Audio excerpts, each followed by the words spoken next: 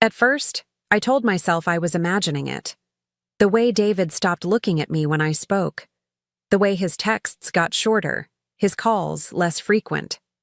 He used to light up when we made plans. Now he canceled last minute with half-hearted excuses. "Work's crazy," he said. "I'm just tired." And I believed him, because I wanted to. But there was a tightness in my chest that wouldn't leave. A quiet voice whispering that something was off, even if I didn't want to face it yet. The hardest part was not knowing who to talk to. I felt like I was drowning in silence. So I leaned on the one person who'd always been there. Camila. She showed up with ice cream, with wine, with tissues. She sat on my couch, pulled me into her arms, and said all the right things. "You deserve better. Don't let him dim your light." And when the tears came, she let me sob on her shoulder. God, I needed her so much. She was my anchor when everything else felt like it was slipping away. I told her everything, every fear, every doubt. I laid my heart out in front of her like a broken puzzle, hoping she could help me make sense of the pieces. And she always listened. Or at least, I thought she was listening. I didn't know then that while I was spilling my soul to her, she was carrying a secret that would crush me. Looking back, there were signs, moments that should have made me pause. Like the way Camilla always asked, "Have you two talked today?" with just a little too much curiosity. Or how she'd change the subject quickly whenever I mentioned trying to fix things with David. At the time, I thought she was just protective, just being a good friend. But now those memories sting. They feel like pieces of a puzzle I didn't realize I was solving in reverse. And David? He became a stranger in the house we once called ours. He'd kiss me goodbye without looking at me. I started memorizing the sound of his footsteps because I couldn't remember the sound of his voice anymore. It's a strange kind of loneliness, to feel so completely alone while someone's still sitting across the table from you. I kept telling myself, love changes, relationships go through seasons. But this wasn't winter. This was a freeze. A deep, deliberate freeze I wasn't prepared for. So I clung harder to Camilla. I needed someone to tell me I wasn't crazy. That I wasn't the only one feeling this unraveling. And she did. Beautifully. She'd squeeze my hand and say, "Men like him never know what they have until it's gone." And I believed her. Every word. Because when you're breaking apart, you trust the hands that catch your pieces. I just didn't realize one of those hands was holding a knife behind its back. I remember one night in particular. I had just come home from a late shift, emotionally drained, holding on to the tiniest hope that maybe, just maybe, David would be waiting up for me. He wasn't. The lights were off, his side of the bed untouched. I sat at the edge of the mattress and called Camilla. My voice cracked before I even said hello. And without hesitation, she came over. She brought chocolate croissants, my favorite, and a blanket, and she just held me while I cried. I thought that was love. Not romantic love, but sisterhood. Loyalty. Safe arms in a storm. I told her things I hadn't told anyone. I told her how scared I was of becoming invisible in my own relationship. I told her how I missed a version of myself that felt chosen. And she looked me dead in the eyes and said, "You're more than enough, Isa. He's the one losing something precious." I believed her. How could I not? She spoke like someone who saw my worth when I couldn't. And maybe that was the cruelest part.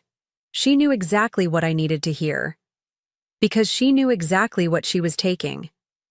In that moment, I didn't know the truth. I didn't know that the woman wiping my tears was the same one giving him reasons to forget me. But something inside me started to shift that night. A whisper that maybe love wasn't the only thing being stolen from me. And that whisper, it wouldn't go away. It was such a small moment. So ordinary, it could have meant nothing. I asked Camilla if I could borrow her phone. Mine was buried in my purse somewhere, and I just needed to call myself to find it. She handed it over without hesitation, chatting away like she always did. But the second I unlocked the screen, everything changed. A message popped up at the top. One of those little preview banners that don't wait for permission to spill secrets. And there it was. From David. Last night was amazing. Can't wait to see you again. She still has no idea. For a second, the world went quiet. Not dramatic, not slow motion, just still. Like my brain couldn't catch up to what my eyes had seen. My thumb hovered over the message. I didn't breathe. I didn't blink. And then something in me, some buried instinct, took over. I opened the thread, took screenshots of everything, and sent them to myself. All while nodding along to Camilla's voice as if nothing had happened. I even smiled. Can you believe that? I smiled and handed her phone back like I hadn't just watched my entire reality shatter. Inside I was numb, but not in the way I expected. I didn't fall apart. I didn't cry. I didn't collapse into the floor like in the movies. I just stood there, holding on to that quiet like it was armor. Because in that moment, I knew something very clearly. I wasn't going to confront them. Not yet. Not until I was ready to burn the house down, with both of them still inside it. I played the part so well, it scared me a little. The calm friend, the grateful girlfriend. I texted Camilla like I always did. I even called David that night, just to hear the sound of his voice knowing what I now knew. He sounded relaxed. He joked. He asked if I wanted to grab dinner later in the week. I said yes. I said it sweetly, like a woman who still believed in us. But inside, I was already planning the funeral of this lie, and they had no idea they were the guests of honor. Over the next few days, I became a student of silence. I watched them both, closely. Every word, every glance, every slip in their stories. It was surreal, like stepping out of my own life and watching it play out from the outside. I saw how Camilla's check-ins came more frequently. I noticed how David suddenly became more affectionate, like he could sense I was slipping through his fingers but didn't know why. They were both trying to manage their illusion, and I let them. I let them think they were safe. And during all of that, I was building something. Not a confrontation, a performance. If they wanted to play a game behind my back, I'd host the finale right in front of their faces. But to pull it off, I needed to pretend just a little longer. Pretend that I was healing, that I was finding peace, that I still believed my best friend was my shelter, and not the storm. I started rehearsing in my mind. What I'd say, how I'd stand, how I'd look them both in the eye without flinching. But mostly I imagined the moment their faces would fall. That exact second when the truth would hit them like a wave they never saw coming. I didn't want revenge for the sake of being cruel. I wanted them to feel what I felt, that jarring, breath-stealing moment when the world shifts and nothing is safe anymore. Still, there were moments it almost broke me. Sitting across from Camilla, listening to her comfort me with words soaked in betrayal. Watching David text me from across the table with the same fingers that had just typed, "Last night was amazing" to her. I swallowed 1,000 screams, smiled through 1,000 lies. But every time I wanted to confront them, to rip the mask off and shout, I remembered something. They didn't deserve my rage. They deserved my silence, and the stage I was preparing.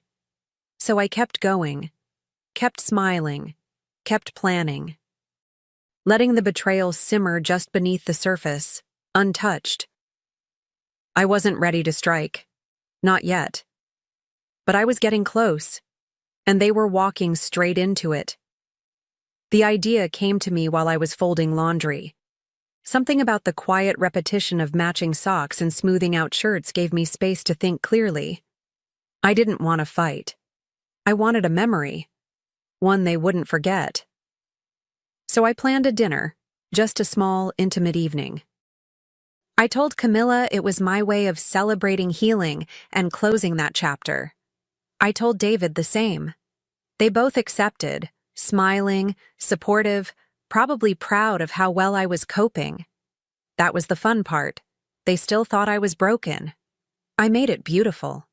Candlelight, soft music, real wine glasses instead of the cheap ones we usually used. I cooked the kind of meal David loved, slow-roasted, savory, nostalgic. Camilla offered to bring dessert, and I let her. Of course I did. It felt poetic. I even set out name cards like it was a holiday, like they were guests of honor at a table I'd built with my own pain. And maybe they were. My pain had taught me more about both of them than I ever wanted to know. I also invited a few close friends, people we'd all shared dinners with before. People who still believed in the friendship between me and Camilla, and the love story between me and David. People whose presence would make it harder for either of them to twist the truth when the time came. I told everyone it was about gratitude, that I just wanted to reflect on how much I'd grown. And in a way, that was true. I had grown, just not in the direction they thought. The night of the dinner, everything felt painfully perfect. The table was glowing, the air was warm with spices and soft conversation. I wore a dress I hadn't touched in months, something simple but powerful, like armor disguised as silk. Camilla arrived first, arms full of homemade tiramisu, and that same radiant smile she always wore when she wanted to be adored. "You look amazing," she said, hugging me tightly. I smiled back. She had no idea she was stepping into her own undoing. David showed up 20 minutes later, flowers in hand. Lilies, my favorite, though I hadn't told him that in years. It was like he suddenly remembered how to act like a boyfriend again, just in time to play the role for an audience. He kissed my cheek like it meant something, like we hadn't spent the last month sleeping in silence. I welcomed them both in, told them how happy I was to have them there. Every word tasted like ash on my tongue, but I said it sweetly. I needed this scene to feel genuine. Our friends trickled in soon after. Laughs, hugs, wine bottles passed between hands. The room buzzed with warmth and nostalgia. Nobody suspected a thing. I made small talk. I asked about their kids, their work, their lives. I poured wine, passed plates, played hostess. It almost felt like the betrayal didn't exist. But then I'd glance at Camilla sitting comfortably beside David, and the fire inside me would flicker back to life. They had no idea that dessert wasn't going to be the highlight of the night. As the evening went on, I kept the conversation light, on purpose. I wanted them relaxed, leaning back in their chairs, sipping wine, laughing like they were safe. Camilla was glowing, soaking in compliments about her dessert. David had one arm draped casually behind her chair when he thought no one was looking. I noticed. Of course I noticed. I noticed everything. I let it all breathe, like a good wine. Let them dig their comfort deeper and deeper, thinking they'd won. Then came the moment I'd been preparing for. I clinked my glass, gently, and stood. "Thank you all for coming," I began, smiling like a woman reborn. "This dinner means more to me than you know. I've grown a lot these past few weeks, through heartbreak, through confusion, but mostly through clarity." I glanced at David, then Camilla. Both smiled, oblivious. And I wanted to share that journey with the people who stood by me. The projector remote was in my pocket, warm against my fingers. I told them I'd made a slideshow. Just a simple reflection, photos, moments, little pieces of what I'd survived. People nodded politely, raising their glasses. Camilla looked at me, misty-eyed. "That's so beautiful, Issa." I nodded back, stepping toward the screen, knowing full well this would be the last time she ever looked at me like that. The lights dimmed, the screen lit up, and the first photo appeared. The first photo was innocent enough, Just me and David at a vineyard last fall, our arms around each other, cheeks flushed with laughter and wine. A perfect couple, at least on the surface. The room let out soft sighs, a few murmured ahs. I turned to look at him, watched his expression soften with nostalgia. Camilla even reached for a napkin, dabbing her eyes like she was touched. I let the silence linger, warm and comforting. Then I clicked again. The second photo hit like a crack of thunder. David. In Camilla's apartment. His car in the background. Her living room unmistakable. The timestamp clear as day in the corner. A breath caught in someone's throat. Camilla's smile froze, eyes darting to the screen and back to me. David's body shifted in his chair. A forced chuckle escaped him. Wait, what's this? But I didn't answer. I just clicked again. The third slide silenced the entire room. Screenshots, text messages. Last night was amazing. I can't wait to touch you again. She has no clue. Names and photos displayed without apology. I didn't say a word. I let the images speak for me. Let the betrayal scream in pixels while I stood at the front of the room, poised, unmoved. The weight of their secrets now belonged to everyone watching. No one said a word, not at first. It was the kind of silence that presses against your skin. Heavy. Electric. Camilla's eyes darted from face to face, as if someone might step in and save her. David opened his mouth, then closed it again. He looked toward the door, like flight might be his only option. But no one moved. They just stared.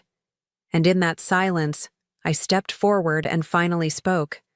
Not loudly, not with anger, just steady. I want to thank you all for being here, I said. For supporting me, for loving me, for listening when I thought I was losing my mind. My voice didn't shake. I looked straight at Camilla. This woman, this friend, held me while I cried. She stroked my hair, told me I deserved better, told me I was too good for him. My eyes moved to David, who couldn't even meet them. And he proved her right. I paused, letting the room absorb every syllable. No dramatic gestures, no raised voice. Just truth, delivered like a blade slid quietly between ribs. The same friend who dried my tears, I said, was the one giving him reasons to make me cry. Someone gasped. Another whispered, "Oh my God." And still, I stood there, untouched by their shock, because I had lived it long before they saw it. Camilla finally spoke, but it was barely more than a whisper. "Issa, I can explain." Her voice trembled, her fingers fidgeting with the napkin in her lap like a child caught in a lie. I tilted my head, almost amused. "Explain what?" I asked, my tone so calm it made her flinch. "The night I held your hand while crying over him? Or the night you were sleeping in his bed while pretending to be my safe place?" She went silent. Her mouth opened, then closed again. No explanation could survive in a room full of truth. David stood up then, stammering something about this being private, that it wasn't fair to ambush them like this. He even had the nerve to say we should talk about it, just the three of us. I almost laughed.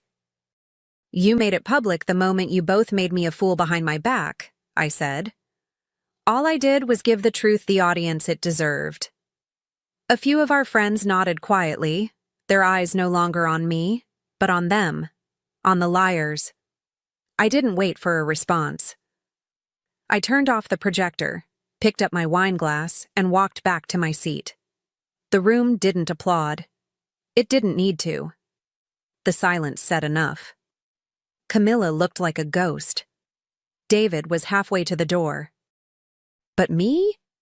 I sat taller than I had in weeks.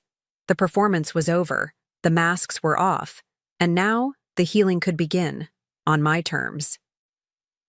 In the days that followed, the air around me felt different, lighter, like I could finally breathe in my own home again.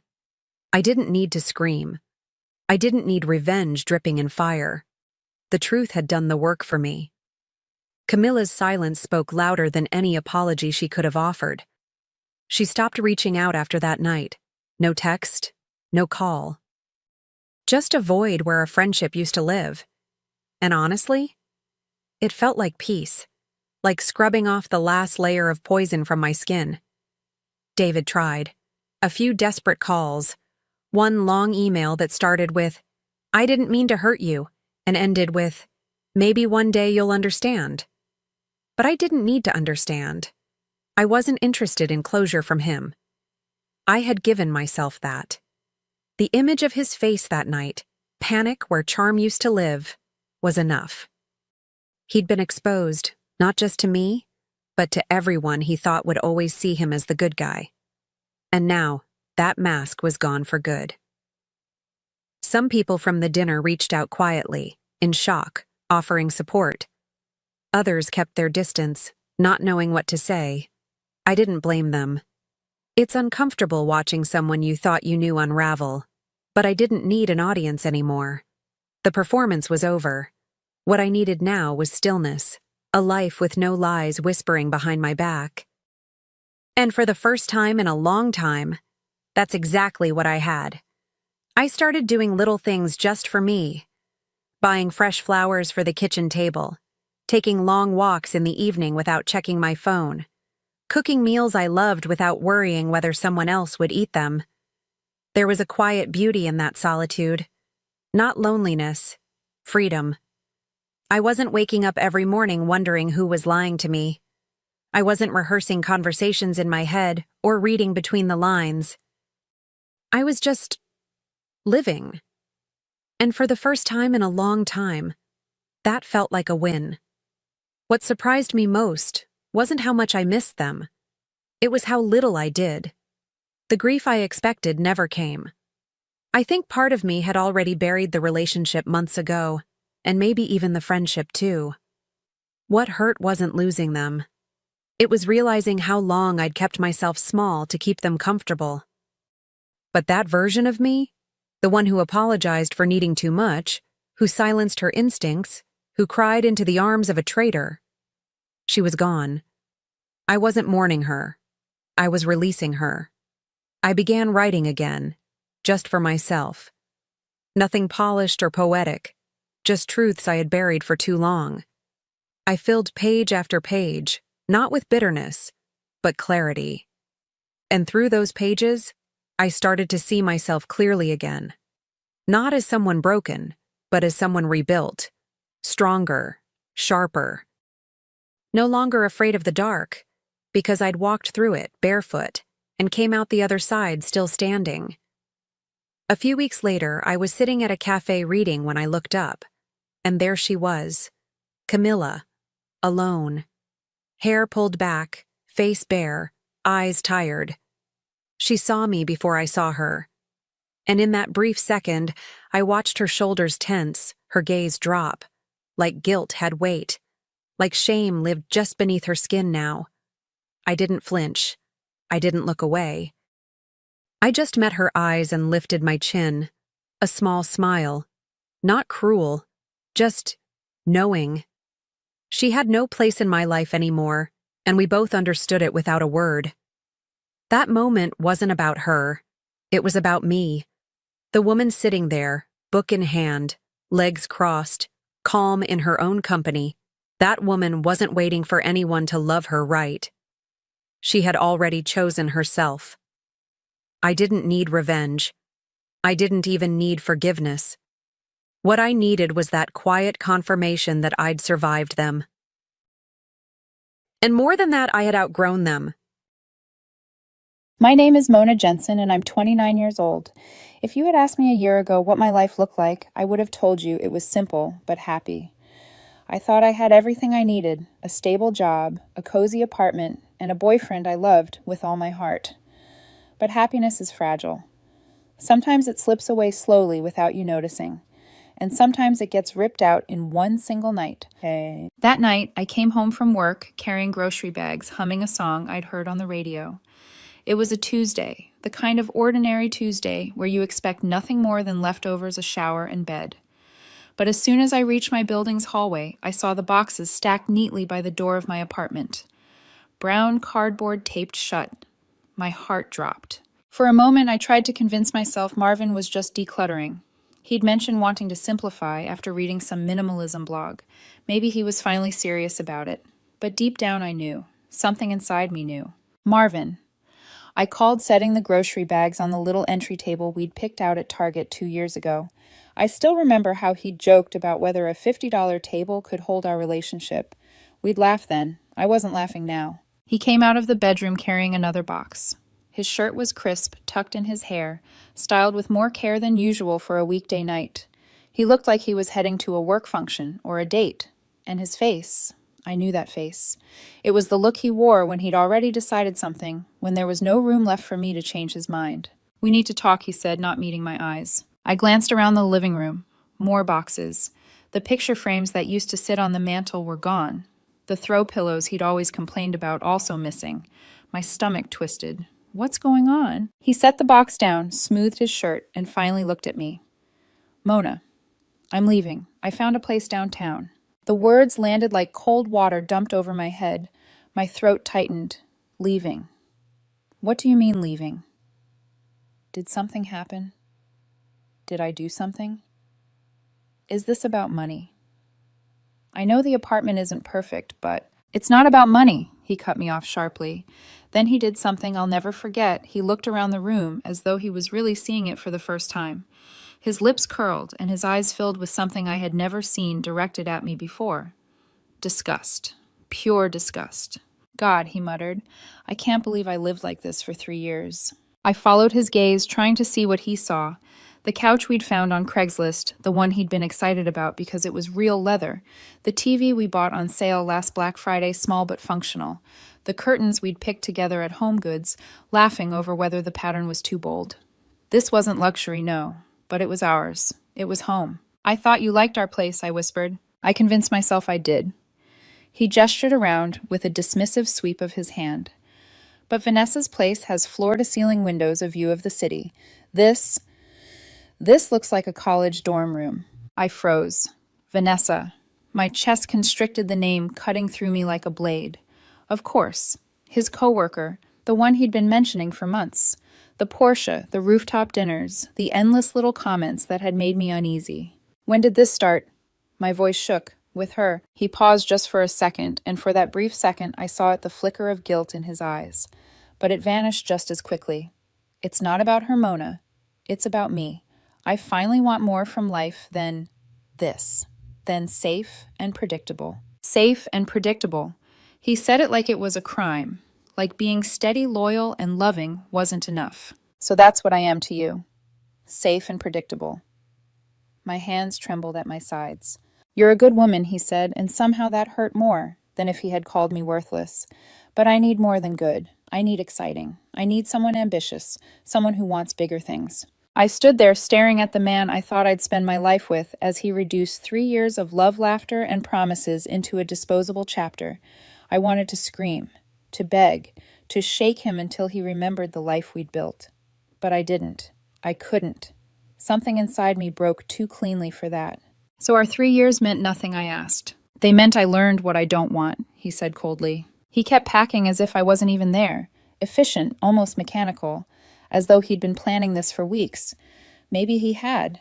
He finished, set the last box by the door, and grabbed his coat.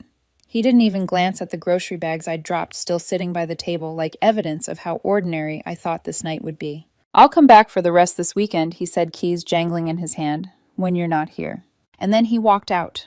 Just like that. 3 years of love reduced to a Tuesday evening, a pile of boxes, and a slammed door.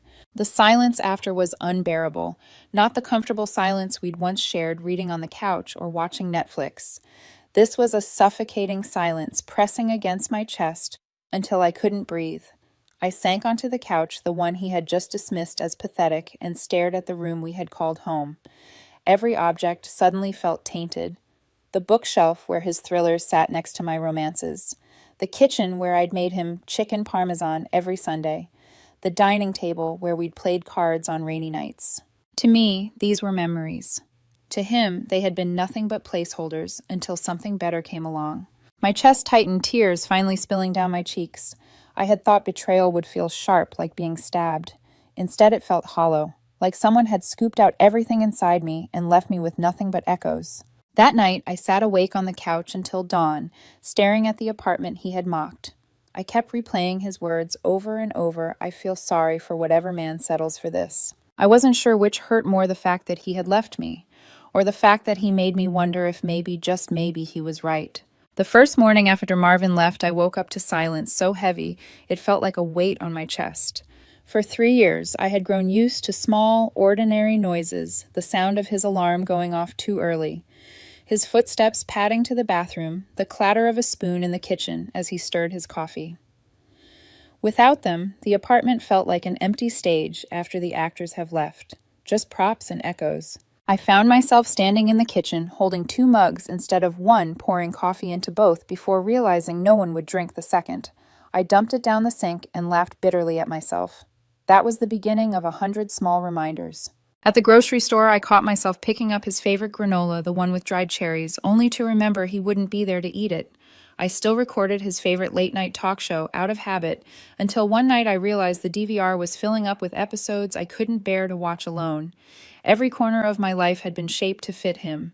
Without Marvin, even the air felt unfamiliar. But the worst part wasn't the silence in my apartment. It was the noise on my phone. His face popped up on my screen almost daily, not because he called, but because of Instagram. Marvin had never posted much when we were together, but with Vanessa, suddenly he was a curator of his new life. Rooftop cocktails, Napa wine tours, candlelit dinners at restaurants I couldn't even afford to glance at. Every photo was the same Marvin. With his arm around her, her designer dress glittering under dim lights, both of them smiling like they had discovered the secret to happiness. One caption stung more than all the others. It was a photo of her high-rise apartment with those infamous floor-to-ceiling windows and a panoramic view of the city. Marvin had written, "Finally living like an adult. Hatch no more settling. Hatch level up." I remember my hand shaking so badly I almost dropped my phone. No more settling. Was that all I had been to him? A settlement? A holding pattern until something flashier came along. I deleted the app that night, but it was too late. His words had carved themselves into me like scars. For weeks, I dragged myself through the days. Work became mechanical. I answered emails, attended meetings, smiled when I had to, and collapsed into bed at night feeling more like a ghost than a person. My friends tried to check in. I brushed them off with excuses. "I'm fine, just busy. I need space." What I really needed was to stop feeling like my life had been graded and found lacking. 2 months passed. One evening my phone rang. The name flashing on the screen made my stomach flip. Naomi, one of my closest friends, and ironically, Marvin's old college buddy. She had introduced us years ago. I considered ignoring her, but curiosity won. "Mona, Naomi," said her voice cautious.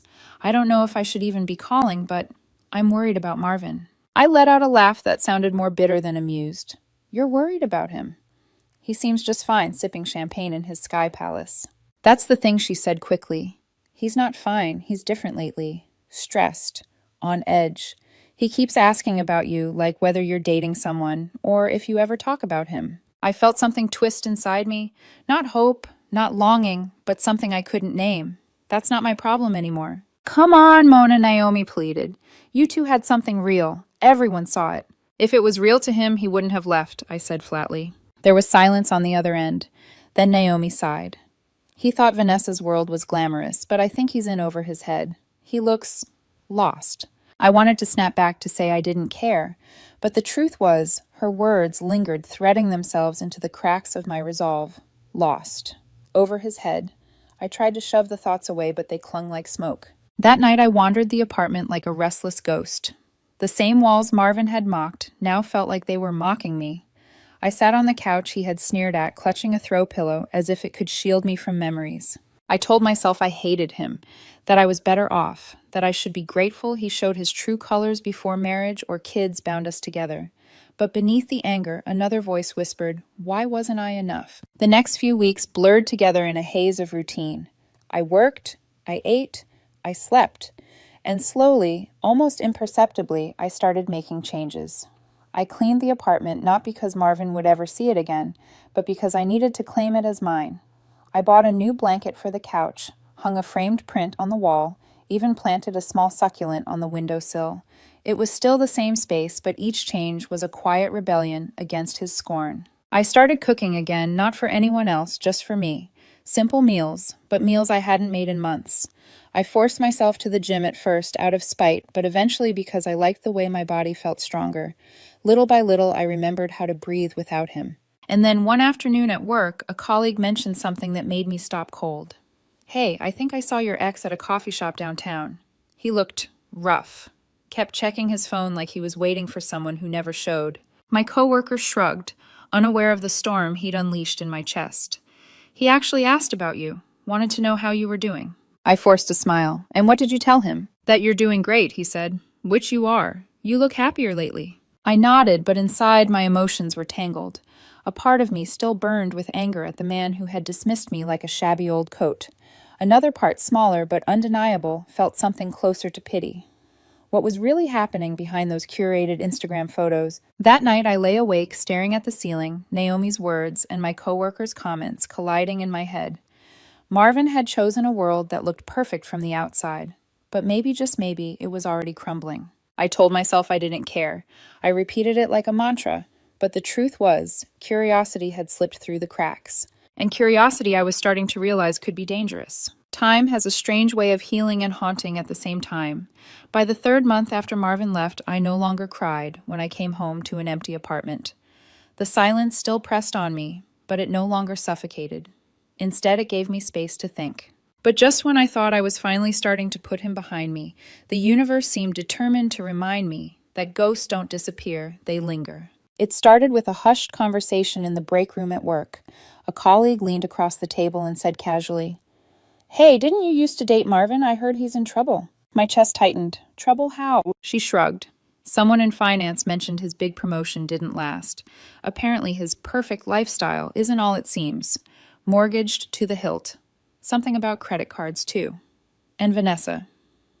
Well, she's not exactly sticking around for his personality. She laughed lightly like it was gossip, not my life unraveling again.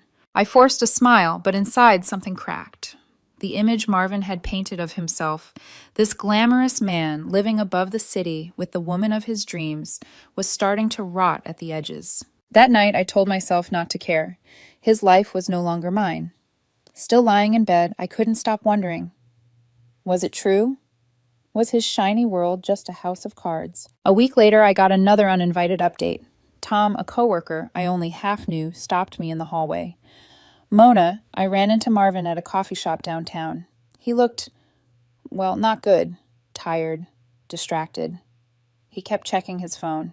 He actually asked about you." I froze. "What did you say?" "That you were doing great." "Which you are right," Tom grinned. "Honestly, you look healthier. Happier." I thanked him and walked away before my face betrayed the swirl of emotions inside me. Why was Marvin asking about me? What did he expect, that I'd be pining away, waiting for him to come back once he'd had his fun? That night, I stared at my phone for a long time, thumb hovering over his name in my contacts. Part of me wanted to call to hear his voice to demand answers. Another part, stronger, steadier, forced me to put the phone down. I wouldn't chase him. Not again. Instead, I turned my attention inward. Slowly, almost stubbornly, I began to reclaim pieces of myself that had been buried beneath our relationship.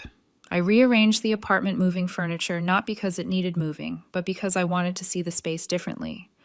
I replaced the old couch pillows with new ones, deep green velvet that made the room feel richer, warmer. Cooking became therapy.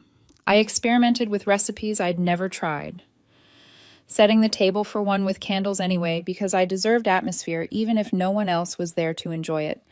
I dusted off my gym shoes, and though the first run nearly broke me soon, I was running 3 times a week. Each mile was a reminder that my body belonged to me, not to his judgments or dismissals. It wasn't all progress. Some nights, loneliness clawed at me until I curled up on the couch, crying into the green pillows. But those nights grew fewer. For the first time in months, I started to feel whole. And just as that wholeness began to take shape, my phone rang on a Saturday morning. An unfamiliar number. I almost let it go to voicemail, but something made me answer. Mona. The voice was unmistakable, hoarse, desperate, but still his. Marvin. Every muscle in my body went rigid. What do you want? Please don't hang up. His words tumbled out quickly like he was afraid time itself would cut him off. I need to see you. Can we get coffee? Just talk. I swallowed hard. Images of rooftop cocktails, of Vanessa's glittering smile, of his words, no more settling, burned through my mind. My finger hovered over the end call button. I don't think that's a good idea, I said finally. Mona, please. His voice cracked. Things with Vanessa, they went bad. Really bad. I don't have anyone else. I closed my eyes, a bitter laugh bubbling in my chest. Once hearing those words would have shattered me with pity and longing. Now they just made me tired. I'm sorry you're having a hard time. I said, my voice colder than I thought I was capable of. Take care of yourself. And I hung up. He called back twice that day. I didn't answer. Over the next few weeks, I pieced together the rest, from whispers, mutual friends, and the occasional glimpse online. Marvin's glamorous facade had collapsed. The Porsche he'd bragged about repossessed. The penthouse apartment mortgaged beyond reason. Vanessa long gone running off with someone wealthier, leaving Marvin in ruins.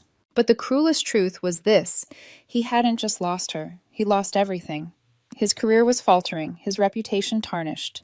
He had gambled everything on an image and ended up alone, clutching the rubble. Friends told me this, like it was a tragedy I should mourn, or maybe a cautionary tale I should find vindicating.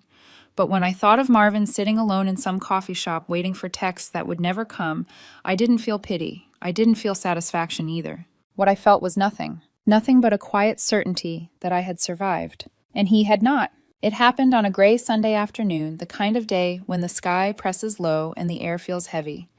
I had just finished folding laundry when my phone buzzed again.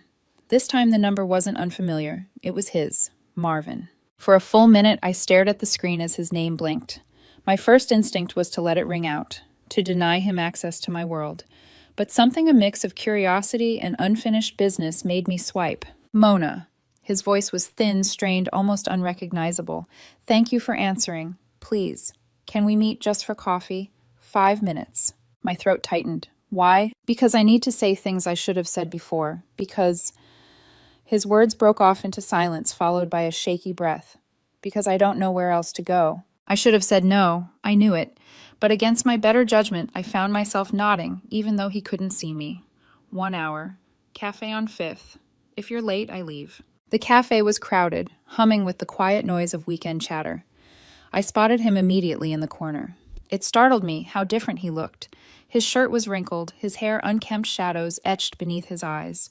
Gone was the polished man with floor-to-ceiling windows and rooftop cocktails. He stood when I approached, managing a weak smile. Mona. I sat keeping my coat on. Say what you need to say. For a moment, he just stared at me as though trying to locate the version of me he once knew. Finally, he exhaled. Vanessa's gone. She left months ago. The truth is, she never wanted me. Just the image. And I let myself believe that was enough. I raised an eyebrow. And now, he swallowed hard. Now everything's collapsed. The apartment, the car, the job, they're gone, or soon will be. I've been living on borrowed time, borrowed lies. I don't even recognize myself anymore. His hands trembled as he wrapped them around his coffee cup. Mona, I was wrong. About everything. About you. About us. About this place we built together.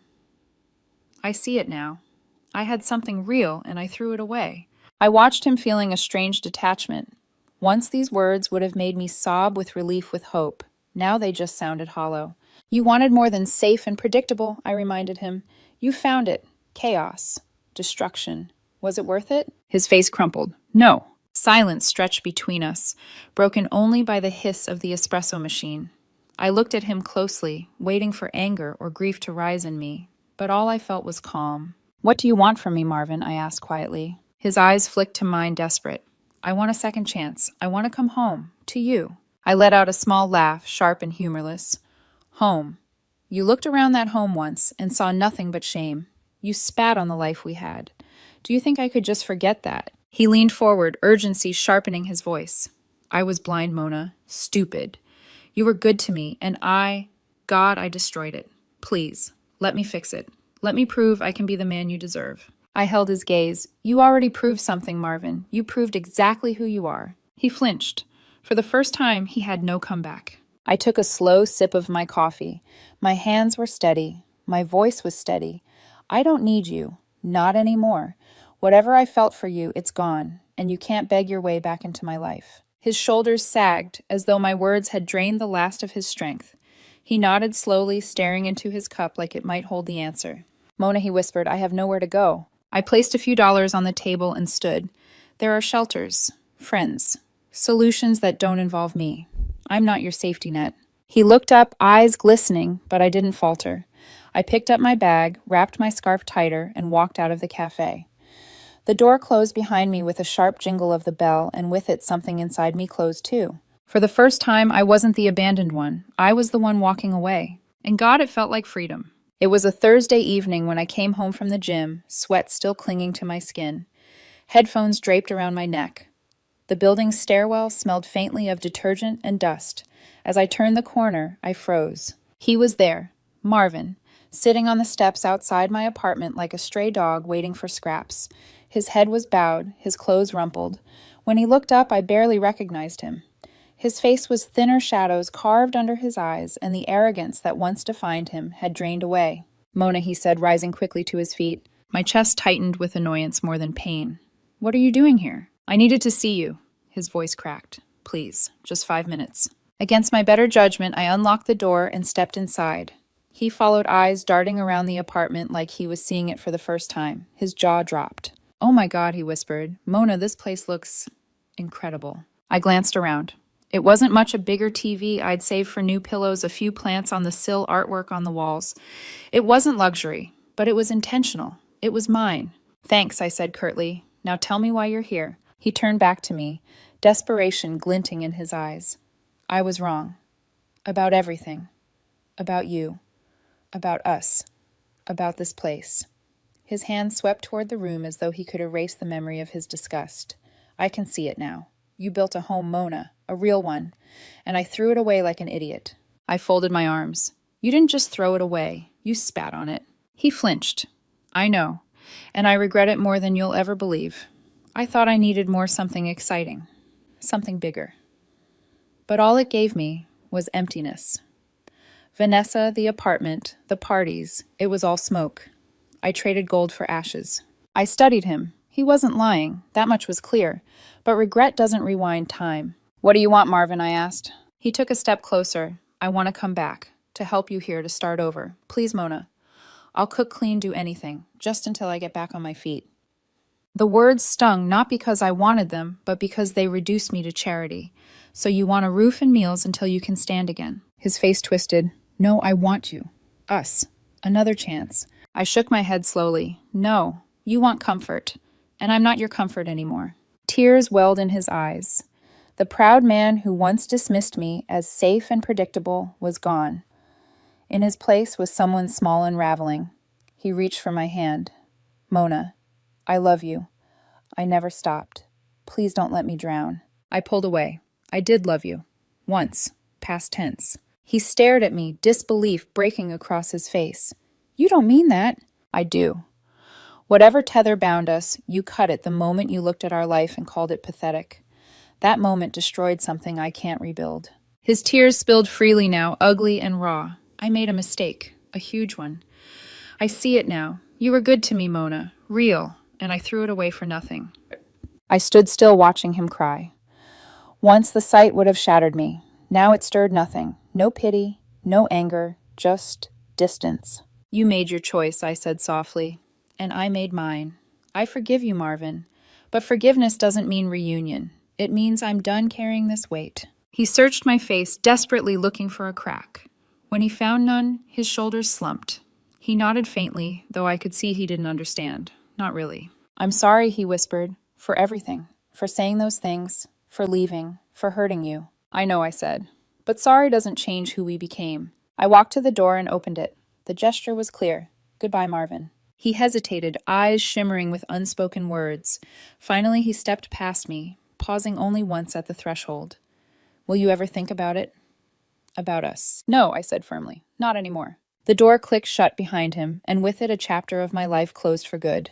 I stood in the quiet apartment, taking in the soft glow of the lamps, the warmth of the green pillows, the smell of the basil plant on the sill.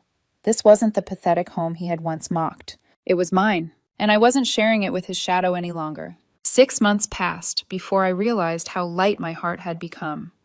The weight of Marvin's shadow, once pressing on every corner of my life, had lifted. It wasn't an overnight miracle. Healing came in small, stubborn choices, one new pillow, one cooked meal, one morning run at a time. By the time the leaves began to turn, my apartment no longer whispered of him. It pulsed with my rhythm. My books lined the shelves in neat rows, plants cascaded from the windowsill, and the once second-hand couch now wore a soft throw I had knitted myself during long, quiet evenings. Every detail spoke of me, not us, and for the first time that felt like enough. But life has a way of filling spaces you thought would stay empty. It happened at a little cafe a few blocks from my office, the kind of place with chipped mugs and a chalkboard menu. I was there on a rainy Tuesday, hunched over my laptop, when the man at the next table leaned toward me with a smile. "Your scarf's about to fall into your coffee," he said. I looked up startled, then laughed as I yanked the wool away just in time. "Guess I'm a hazard to myself. Or maybe just multitasking too hard," he said, grinning. "I'm Daniel." That was the beginning. Daniel was a teacher, the kind of man who carried a backpack instead of a briefcase, whose stories overflowed with mischievous students and unexpected moments of tenderness. He wasn't flashy. He didn't drive a Porsche or order $1,000 bottles of wine. But he had a warmth that wrapped around me like a blanket. When he laughed, it wasn't polished, it was real. And when he looked at me, I felt seen, not judged. Our first dates were simple coffee walks, bookstore browsing, cooking dinner at my place. I waited for the unease to come, the voice in my head whispering that I wasn't enough, that someone else might be more exciting. But it never came. With Daniel, I never had to prove my worth. I just had to be. One evening, he sat on my couch, the same couch Marvin had once mocked, and sighed happily. "This place feels so cozy, like it's hugging you." I blinked, startled. "You really think so?" "Of course." He looked at me as though it were obvious. "It feels lived in. Loved.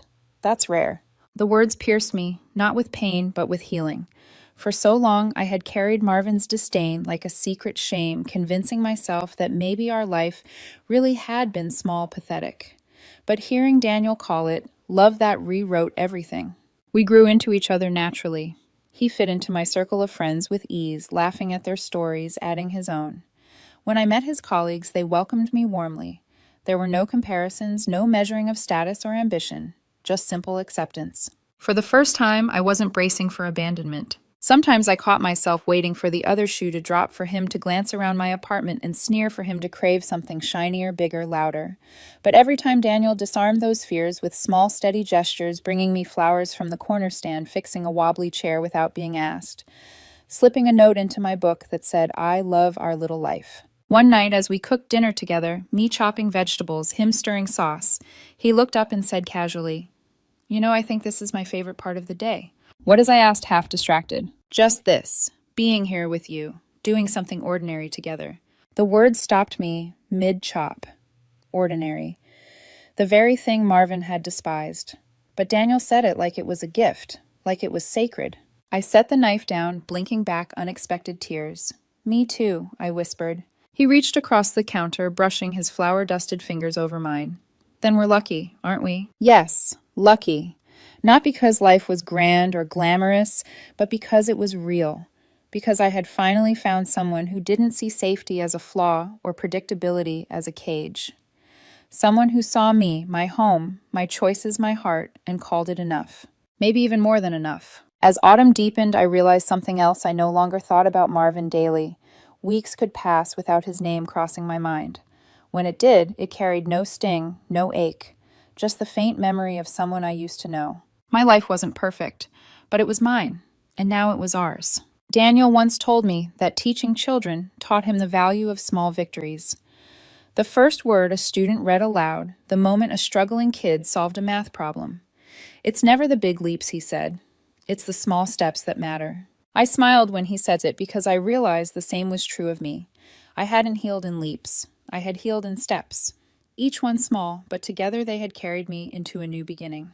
And I wasn't walking it alone. A year after Marvin had walked out of my life for good, his name resurfaced one last time. I was sitting in a cafe with Naomi sipping lattes and catching up on work gossip when she hesitated mid-sentence.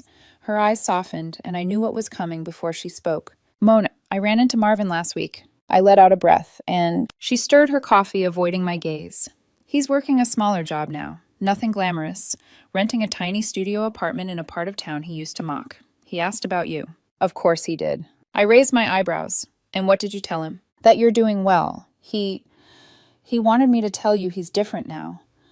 That he knows what he lost. I leaned back in my chair, letting her words hang in the air. Once they would have gutted me, sparked that tiny flame of hope. But now they barely registered as more than weather, something that existed but didn't touch me. Okay, I said simply. Naomi frowned. That's it? Just okay, Mona, you two. We weren't good together, Naomi. I cut her off gently. We were comfortable. That's different. And comfort without respect isn't love. Her eyes lingered on me, searching for bitterness. But there was none left. Only clarity. That evening, I came home to Daniel already in the kitchen, humming, while he chopped vegetables. The smell of garlic filled the air. My apartment glowed in warm, lamplight plants, spilling across the sill books stacked neatly by the couch. It was the same space Marvin once mocked. But now it felt transformed not by furniture or paint, but by love that honored it. Daniel looked up, grinning. Hey, you, dinner's almost ready. I slipped off my coat, warmth spreading through me. Smells amazing. He kissed my temple as I passed him, then returned to stirring the sauce. Long day. Not bad, I said, smiling to myself, just full of reminders. Later after dinner, we curled up on the couch together, the one Marvin had called secondhand and pathetic. Daniel stretched his arm around me, pulling the throw blanket over us. I love this couch, he murmured. It's perfect for nights like this. I laughed softly, resting my head on his shoulder. Yeah, it really is. For a moment, I let my mind wander back to Marvin, to the night he stood in this very room, dripping disdain, to the words that had haunted me, I feel sorry for whatever man settles for this. And I realized something startling. I didn't feel anger anymore, or sorrow. I felt pity, but not for myself, for him, because he would never understand that what he had once dismissed as settling was the very thing that made life rich. Love isn't about skylines or champagne. It's about laughter in the kitchen, comfort in silence, safety in someone's arms. Marvin had traded that away, believing he was leveling up, when in truth, he had leveled himself down into loneliness. I glanced at Daniel, who had dozed off beside me, his breathing slow and steady. He didn't need me to be dazzling or ambitious or extraordinary. He just needed me to be me. And in return, he gave me the same. That was more than enough. I kissed the top of his head, pulling the blanket tighter around us. My eyes flicked once more across the apartment, the basil plant on the sill, the velvet pillows, the shelves lined with stories. This was home, my home. And for the first time in years, I felt completely, utterly at peace. Marvin had been right about one thing, though. He would have been settling if he'd stayed. Not because my life wasn't good enough, but because he wasn't happy enough with himself to appreciate it. In the end, I wasn't the one who settled. I was the one who grew. And I wasn't looking back anymore.